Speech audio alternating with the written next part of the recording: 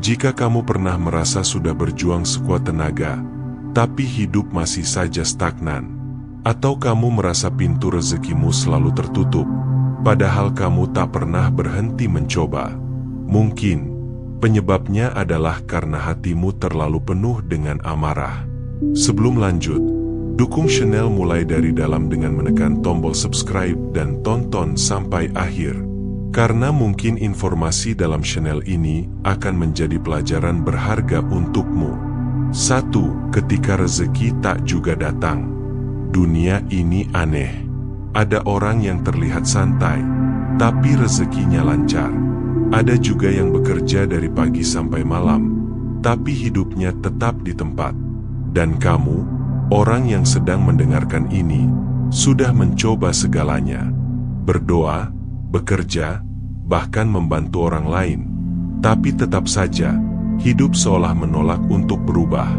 Dan saat itulah muncul rasa frustasi, rasa kecewa, dan rasa marah. Kamu mulai menyalahkan keadaan. Kamu mulai menyalahkan orang-orang yang tak menghargaimu. Dan kamu mulai menyalahkan Tuhan. Tapi izinkan aku bertanya dengan lembut. Apakah kamu pernah menyalahkan hatimu sendiri? Untuk menjawabnya, kamu harus menengok dirimu lebih dalam. Dua hati yang tertutup adalah gerbang rezeki yang terkunci. Hati manusia itu seperti bejana. Kalau ia penuh dengan amarah, dendam, iri, dan kecewa, maka tak akan ada ruang untuk rezeki masuk ke dalamnya. Kita sering berpikir rezeki itu datang dari luar, dari atasan yang baik, dari klien yang menghargai, dari peluang yang tepat waktu. Tapi seringkali rezeki justru datang dari dalam, dari hati yang lapang, dari pikiran yang jernih, dari jiwa yang tenang. Dan tenang itu tidak bisa tumbuh di tanah yang penuh bara.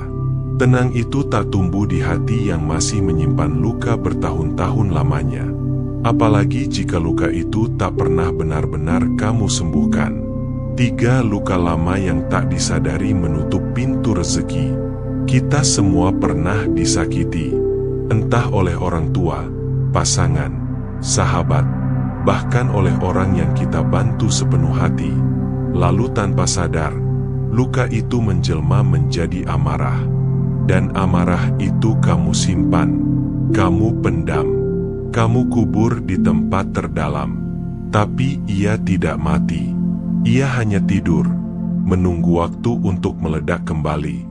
Dan yang lebih menyakitkan, amarah itu ternyata menghalangi rezekimu sendiri. Ia membuat langkahmu berat. Ia membuat senyummu palsu. Ia membuat energimu suram. Dan semesta, percayalah, tak bisa membalas energi yang kelam dengan keberkahan yang terang. 4. Amarah membuatmu buta pada peluang. Pernah nggak sih kamu merasa gagal terus? Tapi ternyata bukan karena dunia tak memberi, tapi karena kamu yang tak melihat. Amarah itu seperti kabut. Ia membuatmu buta. Kamu jadi sulit melihat peluang, karena hatimu sibuk menyimpan dendam. Kamu jadi mudah curiga, sulit percaya, dan terlalu cepat menyerah. Padahal bisa jadi, di depanmu sudah ada jalan terbuka, tapi kamu tak sempat melihatnya karena matamu tertutup oleh luka lama. 5. Mengapa hati yang bersih mempermudah rezeki? Seseorang pernah berkata, rezeki itu seperti air. Ia hanya mengalir ke tempat yang rendah dan bersih. Hati yang bersih itu rendah hati. Ia tahu bahwa tidak semua hal bisa dikendalikan. Ia tidak sibuk menyalahkan, tapi fokus memperbaiki diri. Dan saat itulah, semesta seolah berkata, kalau hatimu sudah siap, aku akan memberimu lebih banyak. Kamu mungkin pernah mendengar kisah orang-orang yang baru mendapat keberkahan luar biasa setelah mereka memaafkan. Setelah mereka menangis sendirian di kamar, dan berkata dalam doa, aku ikhlaskan semuanya, Tuhan, ambil sakitnya, dan gantikan dengan rezeki yang menenangkan. Dan tanpa disangka, Hari-hari berikutnya dipenuhi keajaiban yang tak pernah mereka duga. 6. Maafkan, bukan untuk mereka, tapi untukmu. Ini bagian paling sulit dan paling penting. Maafkan, bukan karena mereka layak dimaafkan, bukan karena kamu lemah, tapi karena kamu layak untuk damai.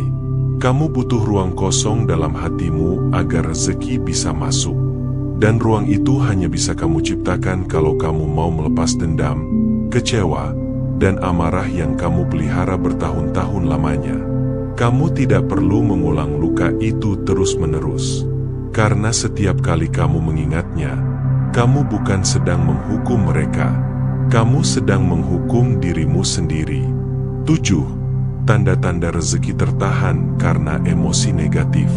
Coba perhatikan hidupmu. Apakah kamu sering mengalami ini?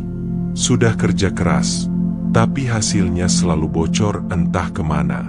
Punya ide dan niat baik, tapi selalu gagal di tengah jalan. Merasa orang lain mudah rezekinya, sedangkan kamu selalu tersandung. Sering kehilangan semangat, mudah tersinggung, dan cepat putus asa. Hati terasa gelisah terus, meski tak tahu sebabnya. Kalau iya, mungkin saatnya kamu mengaudit hatimu. Apa yang masih kamu simpan di dalam sana? Siapa yang masih membuatmu marah diam-diam? Apa yang masih kamu sesali sampai hari ini? 8. Latihan melepaskan amarah. Tulis semua orang atau peristiwa yang pernah membuatmu marah. Tulis dengan jujur, dan biarkan emosimu keluar. Tanya pada diri sendiri, apakah aku masih mau membawa ini 5 tahun lagi? Jika tidak, kenapa tidak mulai melepasnya hari ini? Bacalah kalimat ini pelan-pelan. Aku melepaskan amarah ini, bukan karena mereka benar, tapi karena aku ingin hidupku kembali.